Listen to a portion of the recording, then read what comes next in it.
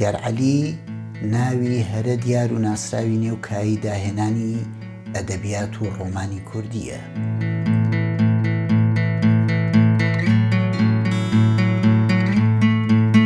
لە دیدارێکی تایبەت و فرەلایەندا لەگەڵ بەختیار عەلی باس لە بابەتی وەرگێڕانی بەرهەمەکانی بۆ زمانەکانی ئەڵەمانی، ئینگلیزی و ئیتالی دەکەین.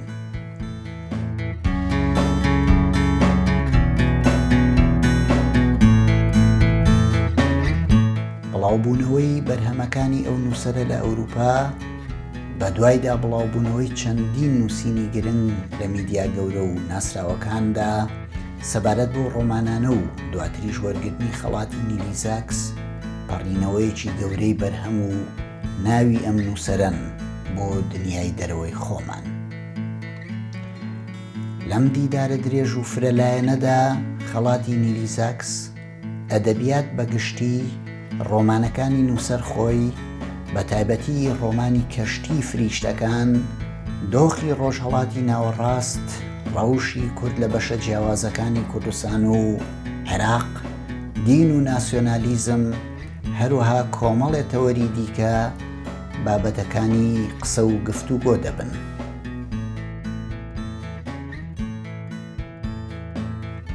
لەگەڵ بەختیار عەلیدا ئەم دیدارەمان لە شاری کۆڵنی ئەڵمانیا ساز کرد، شاری کۆڵن کە ساڵانێکی زۆرە شوێنی نیشتە جێبوونی ئەم نووسەرەیە.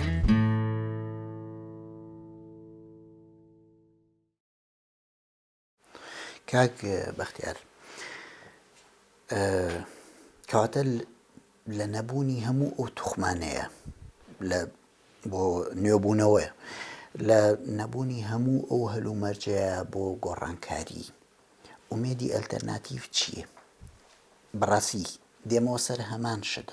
هەمان پرسیار، هێزێک یان هێزگەلێکان وەکو بەدیل، وەکو جێگرەوە، وەکو ئەلتەرناتیڤ دەرکەون؟ وەکو پێدەڵام سوالەکە کەوێتە سەرەوەی ئێمە لە چ ئاستێکە بۆ ئەلتەرناتیڤ بگەڕین. ئەگەر وەکوتم بە تەنیا بۆ ئەلتەرناتیڤی پارتی وێچێتی بگەڕین، هەمیشە ئەلتەرناتیڤ زۆر ئاسانایە، بەڵام ئێمە بۆ ئەلتەرناتیڤی قوڵترە گەڕین، بۆ ئەلتەرناتیڤی مێژوویە گەڕین، بۆ ئەلتەرناتیڤی گەڕین کە پاڵێک بە کۆمەلگای ئێمەوە بنێ لە دۆخێکی مێژوویەوە بەرەو دۆخێکی مێژووی تر بڕوە. بەڵێ لەواتە لە پارەدایمێکەوە بەرەو پارەدایمێکی تر، لە سیستمێکی بیرکردنەوە و تێڕەوانین و ڕێخستنەوە بەرەو سیستمێکی تازی ڕێوانین و ڕێخستن بڕوات. وەکەڵم ئەم ئەگەرانە هەمیشە هەیە. ئەلتەرناتیڤ لەوە دروستە بێ ئەو هێزانی کە ئێستاە، ئەو پێکاتی کە ئێستا باڵادەست نەبێت و حاڵەتە پێچەوانەکانی ئەوانی لە دەرەوەی کراونەتە دەرەوەی سیستم دووبارە زیندوو بکرێنەوەوانە. بەس چێلەوە بۆ نمونە باسم لەوە کرد، ئێمە لە ئایدۆلۆژیای ناسیۆنالیزمی دینی ئێستا ئایدۆلۆژیای زاڵە لە خۆر هەڵاتە و ئەمە بەرپرسی سەرەکیە لە دیاردەی فاشیزم لە خۆر هەڵاتە، لە ئەتکەمەلە تا تورکەوانیانە بیگرێت تاوەکو سەرکردەکانی ئەمڕۆ، تاوەکو شتێک کە لە ئەلتەرناتیڤە زۆر گرنگە هەیە ئەبێ کۆمەڵگای کوردی بە تەواوەتی خۆی لە مۆدێلە ناسیۆنالیستیە موتور بەکراوە بە دینی بە سیاسی کراودا بەبڕێتە زەینیە. مستەحیلە ئێمە بتوانین جۆرێک لە بیرکردنەوەی نوێ لە دایک بێت، جۆرێک لە هەستی نوێ لە دایک بێت بەبێ دابڕان لە مۆدێلی ناسیۆنالیستی دینیە. ئەمە خاڵێکە لە خاڵە گرنگەکان. خاڵێکی گرنگی تر کە بە بڕوای منە بێت لە هەموو پرۆژەیەکی گۆڕانکاریە هەبێ، دروستکردنی ئینسانێکی ئازاد کە مەرجعیەتی لەناو ئەم هێزە سیاسیانە نەبێ، لەناو ئەم عەقڵیەتە سیاسیانە نەبێ و لەناو ئەم عەقڵیەتە کولتوریانە بێ کە ئێستا لە کۆمەلگای ئێمە زۆر زاڵە. یعنی تێڕوانینی کولتوری و تێوەرانی سیاسی یەکتری تەواوەکەن لە دنیای ئێمە نییە. کولتور و سیاست زۆر یەکان ژیرن. کولتور، سیاست، تەسەورکردنمان بۆ ئاین، تەسەورکردنمان بۆ چالاکی کۆمەڵایەتی، بۆ خێر، بۆ شەڕ، هەمووی بە شێوەیەکی زۆر ترسناک مەرجعیەتەکە یەگەڕێتەوە بۆ ئەم عەقڵیەتە سیاسی کە ئێستا عەقڵیەتە سیاسی کولتوری کە ئێستا لە کۆمەلگای ئێمە باڵادەستە. لە دایکبوونی ئینسانێک کە بتوانێت لە دەرەوەی ئەم سیستمە سیاسی و کولتوریە بیر بکاتەوە و هێزێکی بڕیارانی سربەخۆی هەبێت، بتوانێت وەکو تاچێک ئیرادەی ئازادی خۆی و تێڕوانی ئازادی خۆی بەرهەم بێنێت بتوانێت جوانی بچێژێت بەبێ ئەوەی ترسی لەم مەرجعیەتە هەبێ بتوانێت جوانی بەرهەم بێنێ بەبێ ئەوەی بەردەوام بگەڕێتەوە بۆ لای ئەم مەرجعیە ئەخلاقیە سیاسی کە ئێستا باڵەدەستە ئەمە بە بڕوای من حاڵەتێکی زۆر زۆر گرنگە. حاڵەتی سێهەم کە زۆر گرنگە بڕوای من ڕزگارکردنی زۆر بوار و بەشی ژیانە لەم پرۆسە بە سیاسیکردنە مطلقی کە لە کۆمەلگای ئێمە بینینە لە هەموو شتێک لە کۆمەلگای ئێمە بە سیاسی کراوە لە زمانەوە لە زمانی ڕۆژانەوە بۆ قسەکردنەکانمان بۆ هەستەکانمان بۆ حتا پەیوەندی خۆشەویستیەکان پرندە لە ڕمز و لە سمبولی سیاسیە بە شێوێک لە شێوەکان بە سیاسیکردنی مطلقی ژیان وای کردووە کە هەموو کایەکان لە کۆمەلگای کوردیا تا کای ئیفلیج بن زانست ناتوانێت وجودی هەبێت فەلسەفە ناتوانێت بوونی هەبێت ینی بوونی کاریگەری هەبێت خو من نتوانم لە ماڵەوە دانیشم بە گەشە بە جۆرێک لە بیرکردنەوەی فەلسەفی تایبەت بەخۆم بم بەڵام ئەم بیرکردنەوەی کاریگەری لەسەر کۆمەلگا هەبێت و بەهێزێکی کاریگەر لەسەر ئینسانەکان و بێ بە جۆرێک لە جۆرەکان ئاراستەیەکی نوێ با بە بیرکردنەوەی خوێنەرێک کە قودرەتی هەیە لە ڕێگای خوێندنەوە خەیاڵێکی ئازاد و بیرێکی ئازاد لای خۆی گەشە پێ بە بەبێ ڕزگارکردنی کۆمەلگای کردی لەم پرۆسە بە سیاسیکردنە مطلقی کە هەموو کایەکانی گرتوتەوە کە هەموو ژیانی گرتوتەوە زمانی گرتوتەوە بوونمانی گرتوتەوەوانێ زۆر زەحمەتە باس لە بوونی سەرهەڵدانی کۆمەلگایەکی تازە بکەینە یعنی ئەمانە کۆمەڵی ئەرکانی زۆر گرنگن هەر پرۆژەیەک نەتوانێت ئەم خاڵە گرنگانە دەستەبەر بکات نەتوانێت داهێنان ببەستێتەوە جارێکترەوە بە ژیانەوە نەتوانێت کۆمەلگایەک دروست بکە کە تایە ئیبداع شوێنێکی گرنگی هەبێ جوانی شوێنێکی گرنگی هەبێ هونەر شوێنێکی گرنگی هەبێ ئەدەب جێگایەکی سنترال و گرنگی هەبێ لە ناوم کۆمەلگایانیە ناتوانین بەڕاستی ئێمە قسە لە کۆمەلگایەکی ئازاد و نوێ بکەین ئەگەر کۆمەلگایەک نەتوانێت حرمەت بجێڕێتەوە بۆ کایەکانی تر حرمەت بجێڕێتەوە بۆ چالاکی ئینسانەکانی تر ناتوانێت کۆمەلگایەکی ئازاد بێتە لێرەوە ینی ئەگەر پرۆژ کە باز لە پرۆژێکی ئەلتەرناتیڤەکەین لە ڕاستیە پرۆژەکە بە تەنیا ئەو ئەلتەرناتیڤە نییە یا ئەو ئەلتەرناتیڤە سیاسیە ڕۆژانەی کە ئێمڕۆ لە واقعی ئێمە وەکو خاڵیشی زۆر سەرەکی و سنترال تەماشاکراوە و قورساییەکی هەرە گەوری پێدرێ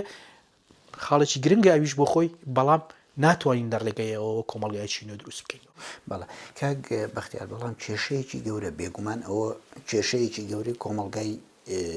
کوردیە بەڵام کێشەیەکی گەورەتر داوەشینی تەواوی ناوچەکەیە ئەوە بۆ نزیکەی چەندەیەچێ بە تایبەتیش لە دوای شەڕی گەورەی ئەمریکا لە عێراق 2003 نەمانی سەدام حوسێن دواتر ئەو ڕووداوانی کە پێڵەن بێگومان لە عێراقا دوای ئەوە شەڕی گەورەی تایفی هەڵەگیرسێ شەڕی شیع و سونە سەدان هەزار کەسە بن بە قوربانی دواتر ئەو ڕووداوانی کە پێڵەن بەهاری عەرەبی تا شەڕی ناوخۆی لیبیا شەڕی ناوخۆی یەمەن دیاریترینیان شەڕی ناوخۆی سووریا کە هێزە گەورەکانی دنیا لەوێ کۆبوونەتەوە شەڕەکەن هیچ بەهایەکیش بۆ ئینسانەکان دانانرێ ینی لە داوەشینی تەواوی ناوچەکەیە لە ئێستەیە ئەو پرۆژەی گۆڕانکاری یاخود پرۆژەی هاتنەوە سەرخۆ لە ئێستەیە ممچینە؟ ممچینە لە ئێستا بێگومان کە ممچینە لەبەر ئەو هۆیانی کە بەشیشیمان باس کرد بەڵام کێشەکە سیرۆنەگەڕێتەوە بۆ سەرەتای سەدەی بیست بۆ ئەو ساتی کە خۆرهەڵات بەر پرۆژەی مۆدێرناکەوێت واتە لە دنیای لە جیهانی کلاسیکیەوە لە جیهانی پێش دەستکەوتەکانی مۆدێرنەوە پێش تەکنۆلۆژیاوە پێش هاتنی فۆرمی نوێی دەوڵەتەوە لە قۆناغی سەردەمی ئیمپراتۆریەتی عوسمانی و بەرەو سەردەمی دەوڵەتی ناسیۆنالی مۆدێرن ئەگوازینەوانەوە دەوڵەتی کۆلۆنیالی و پۆست کۆلۆنیالی و هەموو چێشانی کە لەگەڵ ئەم دوو مۆدێلا لەدایکە بنە کێشەکە لەگەڵ سەرهەڵدانی پرۆسی مۆدێرنیزەکردنە لە خۆرهەڵات مۆدێرنە لە خۆرهەڵاتە کە لە سەرەتای سەدەی بیستا لەگەڵ دەوڵەت دەستگاکاندون نوێ بێتەوانێ سیستمی ئیداری نوێ بێتەوانێ سیستمی قەزایی نوێ بێتەوانێ خوێندن نوێ بێتەوانێت لە خوێندنی کلاسیکی و دینیەوە و لە فەقێ و مەلا و مەدرە قوتابخانە دینیەکانەوە گوازینەوە بۆ فۆرمی قوتابخانەی مۆدێرن و ئەمان هەموو لەگەڵم خۆرهەڵات دەستەکا بە پرۆسێکی مۆدێرنیزەکردن بەڵام ئەوەی کە لە خۆرهەڵاتە ڕوایە پرۆسی مۆدێرنیزەکردن لە شوێنێکە ئەوەستێت و ناتوانێت گەشە بەخۆی بات لێرەوە ئەو کێشەی کە لە کوردستانایی بینین ئایا ئەتوانین بەرەو پێشەوە بڕۆین یانە گەڕینەوە بۆ دواوە ئایا ئەتوانین مۆدێرن بین یانە ئەبێ بگەڕینەوە و دووبارە بکەینەوە دۆخی بربەریەت ئەم پرسیارە کە کۆمەلگای کوردیش بەدەستیەوە ناڵێنێ پرسیاری هەموو خۆرهەڵاتە ڕاستیە پرسیاری کورت نییە بەتەنیا خۆرهەڵات لە ناو دووڕیانێکایە لە شوێنێکە وەستاوە یان بەرەو مۆدێرنیزەکردنە ڕوا بەرەو خۆنیێکردنەوە بەرەو دامەزرانی کۆمەلگایەکی تا ئەندازەیەک دیموکراسی کەتیایە و شوناسە جیاوازەکان و هێزە جیاوازەکان و ئەتنێتە جیاوازەکان و گروپە جیاوازەکان یەکێکتری قوبوڵەکەن و لەگەڵ یەک کاتوان بژین و لەگەڵ یەک کاتوان هەڵ بکەن ئەوتە سوالەکە لە ڕاستیە سوالەکە ئەوەیە کە چۆن وا بکەیت ینی بۆ من تەماشا بکە سوالی دین و بێدینی لە کۆمەلگای خۆرهەڵاتیە سوالەکە لای من قەدەوە نیە ئایا تۆ دینت هەیە بێدینی دەزانی نییە ئەوە ئەوان ڕەنگە پەیوەندی بەخۆتەوە بێ بەڵام چۆن کۆمەلگایەک دروست دەکەی دیندار و بێدینتیا بەیەکەوە بژین و بەیەکەوە هەڵ بکەن و بەهەیەکەوە ئەو ناکۆچیە نەبێتە ناکۆچیەک کە کۆمەلگا هەڵبوەشێنێتە زەنی نییە چۆن لە ناو کۆمەلگایەکە کە پڕ لە ئەتنیەتی جیاواز لە گروپی کۆمەڵایەتی جیاواز لە زمانی جیاواز واکەی هەموو هێزانە بەیەکەوە بژین ئەمانە ئەمە بەبێ پرۆسێکی مۆدێرنیزەکردنی کۆمەلگاوە مۆدێرنیزەکردنی ئەقڵیەت کە باز بە توانایی هەبێ باز بە بەسەر ئەو ناسیۆنالیزمە فاشیستی کە ئمڕۆ لە خۆرهەڵاتە باوە باز بە بەسەر ئەم جۆرە تێگەشتنی کە ئەمڕۆ لەسەر دین لە ئێستا باوە و شێوازێکی ئاشتی خواستتر و نەرمتر لە تێڕوانین بۆ جیهان گەشە پێ بە ناتوانین باز نوێکردنەوەی ئەم کۆمەلگایە بکەین واتە سوالەکە ئەوەیە لە بینی گەشەکردنە و لە بینی گەڕانەوە بۆ دووە ئێمە لە چوین ئایا گەڕینەوە بەرەو بربەریزم یان گەڕینەوە یان گەشاکەین بەرەو پێشەوە بەرەو کۆمەلگایەکی مۆدێرن مۆدێرنە لە خۆرهەڵاتە هەرسی هێنا ئەسبابی هەرسەکە زۆرە من زۆر لە سەریم نووسی و لە زۆر شوێنە لەو سەبەبە هەرە گەورەکانی هاتنی ئایدۆلۆژیە تەواوی بیرکردنەوەی فکری و زانستی پەگەخا ئایدۆلۆژیا بریتیە لە کورتکردنەوەی تەواوی جیهانبینیمان و پرسیارەکانمان بۆ چەند فۆرمێکی دیاریکرا و بۆ چەند پرسیارێکی دیاریکرا و پێشکەشکردنی کۆمەڵێک وەڵامی حازر بەدەست لەسەرم پرسیارانە کە لەگەڵ عەقڵی سادەی مرۆڤە سادەکانە ئاگونجێ و خێرا قبول یەکەن و لە ڕێگایەوە سیستمێکی ئایدۆلۆژی یەکانگیری حیزبی یا سیاسی دروست دەکەن کە ئەتوانەی هەیە مێگەلێکی گەورە دروستکە گاڕانێکی گەورە لە بەشەر دروستکە هۆردوو دروست بکەوە لەرەشەوە ئەو هێزانە دروستە بن کە پۆتێنسیالیتێت و ئەگەری فاشیزم لە ناویانە زۆر بەهێزە بۆیە تەماشاکەی فاشیزم هەمیشە ئەگەرێکی کراوەیە لە بینی چەند سەعاتێکە هێزەکان توانن ببن بە هێزی سەربازی و بکەونە گیانی یەک شوناسەکان هەموو لە ترسی یەک ناوترسێکی قوڵاژی نیە هیچ هێزێکی کۆمەڵایەتی نییە لە خۆرهەڵاتە ئێستا لە دراوسەکەی نەترسێ هیچ گروپێک نییە لە دراوسەکەی نەترسیە نەتەوەیەک نییە لە نەتەوەکەی تەنیشتی نەترسیە لەم حاڵەتی ترساوە لەم حاڵەتاکە ئەو ئایدۆلۆژیا سەتحیەش کە بەردەوام وەڵامی حازر بەدەستی پێشکەشەکە بە تورکەکە ئەڵێتۆ ئەو نەتەوە گەورەی کە خاوەنی ئیمپراتۆریەتی عوسمانی بوو ئێستا نابێ بچووکی قبول بکەیت نابێەوە قبول بکەیت کە ئەوانەی کۆی لێت بوون ئیمڕۆ ئازاد بن و بۆ ناسیۆنالیزمی عەرەبیش کە خۆی بشانازی بۆ مێژۆ دوور و درێژەوەیە کات لەگەڵ ئیسلام و ئیمپراتۆریەتەکانی و سوڵتانەکانی و لە ناو دنیایەکی وایە کە تا ئێستا ئەم جۆرە ئەقڵیەتە زاڵە قودرەتی نوێبوونەوە لە بچووکترین ئاستایە ئەگەر تەماشا بکەی هێزی مۆدێرن لە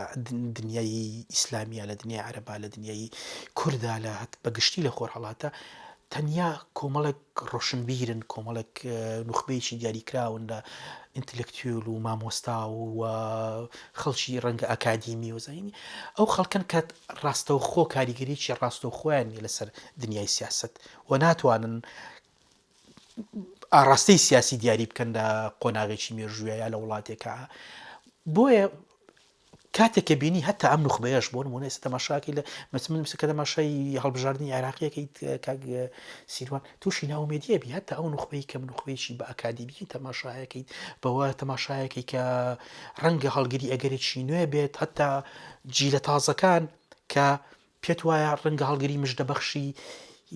جۆرێک لە کولتوری تازە بن تەماشاکی بە شوێک لە شێوەکان هەمان کولتور دووبارەکەنەوەنێ و ئەچنەوەنەوە هەمان قاڵب و ئەچنەوەنەوە هەمان جۆری جیهانبینی و هەمان شێوازی تەماشاکردنی سیاست و هەمان شێوازی ممارەسەکردنی سیاست کە بە پێگومان لە دواییە لە دوا دەرەنجامە ئەم جۆرە شێوازە ئەلتەرناتیڤێکی ڕاستەقینە دروست ناکەوە وەکو پێدەڵم نیە ئەو ئەگەرە ئەو هیوایی کە تۆ بە دوایە گەڕی لای من لە ئێستا زۆر زەیفە و ناتوانین خۆمان بخەڵەتێنین و درۆ لەگەڵ خۆمان بکەین و شتە بچووکەکان لە حەجمی خۆی زیاتر گەوری بینێ ئەوەی کە ئێستا هەیە پرۆژەی نوێگەری پرۆژەی تازەکردنوێم کۆمەلگایانە پرۆژەی دروستکردنی تێڕوانینێکی تر و جیهانبینیەکی تر وەکو ڕەک وەکو تۆ لە بیر و خەیاڵ و هۆشی کۆمەڵک نووسەر و ڕۆشنبیر و هونەرمەند و خەڵکی تایبەتی هەیە بەڵام لە خەیاڵ و بیر و هۆشی سەرجەمی کۆمەلگا بوونی نییە و ئەوەی کە هەیە لە ڕاستیە کۆمەلگایە کە تا ئەندازێکی زۆر نقم لە بیرکردنەوەی ترادیسیۆنی خۆیە نقم لە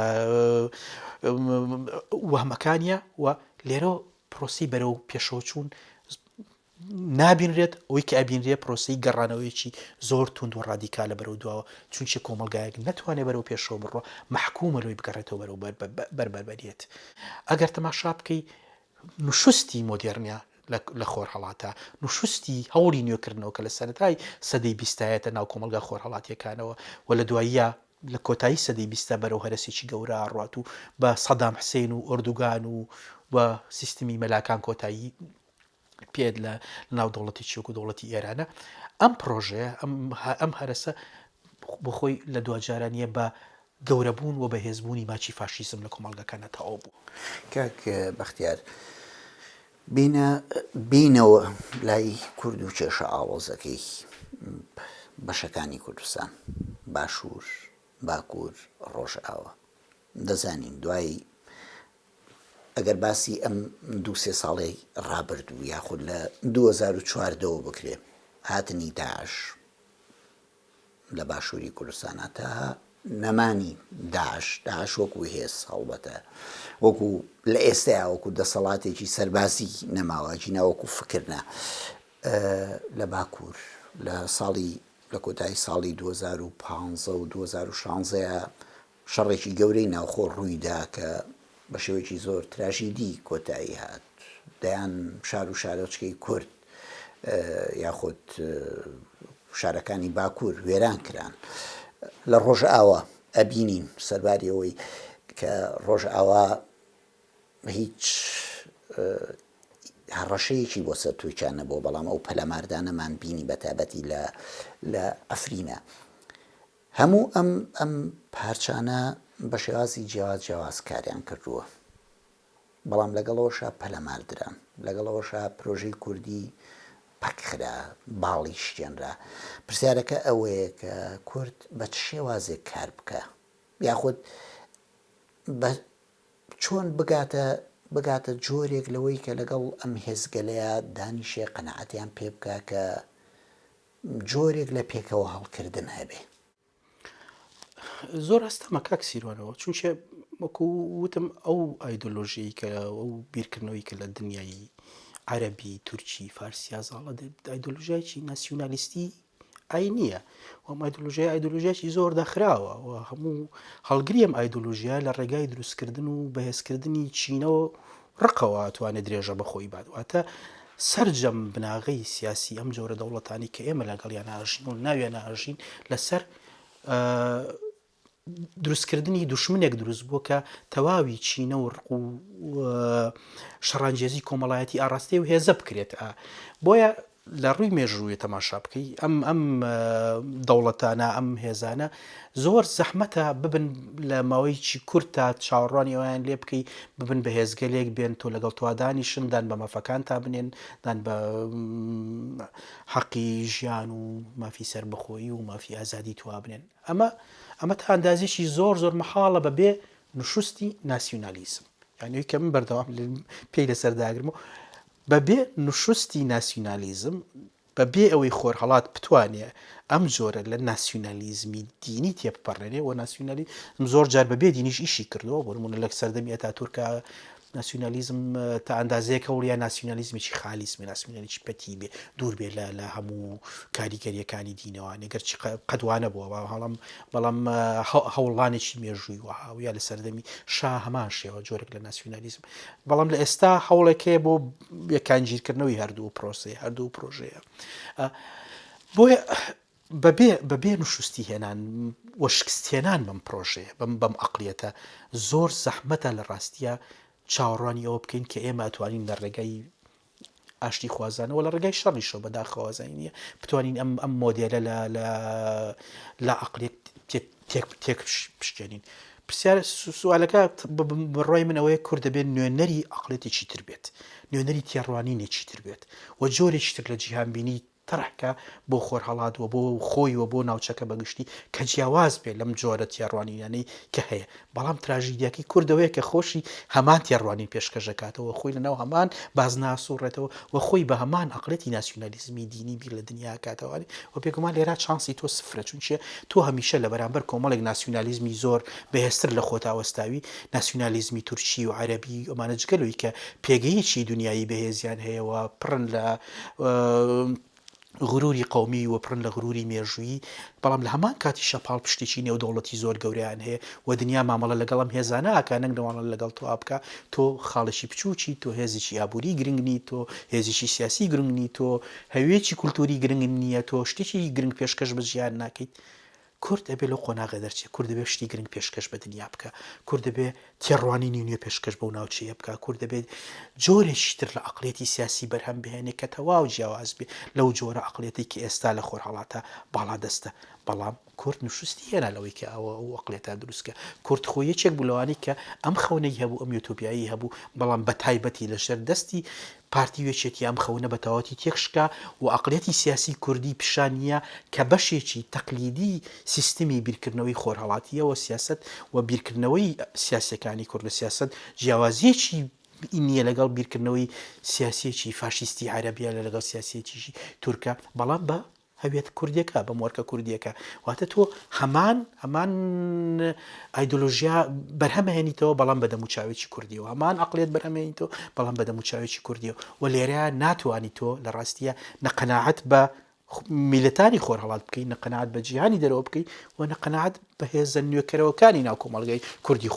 خۆشی بکەی کە لەگەڵ یابیت. کێشەکە کێشە قەیرانێکی قوڵی شارستانی عەقڵی سیاسی ئابووریە و بە بێ وەرگرتنی ئەم قەیرانە بە هەموو ڕەهەندەکانیەوە بە جددی ناتوانیت تێیپەڕێنیتە.